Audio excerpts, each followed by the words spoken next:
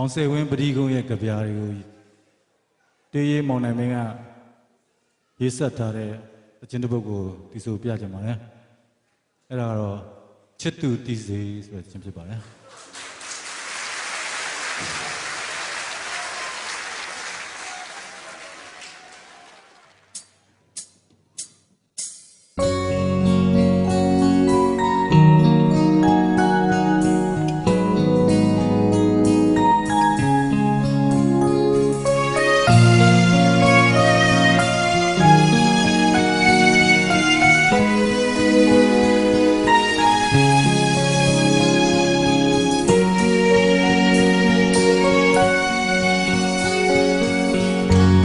ရှိမှ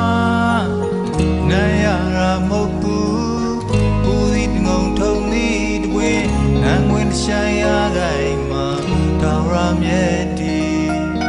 လုံငါမှာဆွဲမြဲစွာထုံရဲ့စွပြတ်နေချစ်သူ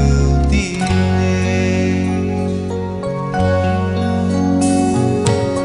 တွေ့ဝေရမှာမင်းမျက်နှာလာဝ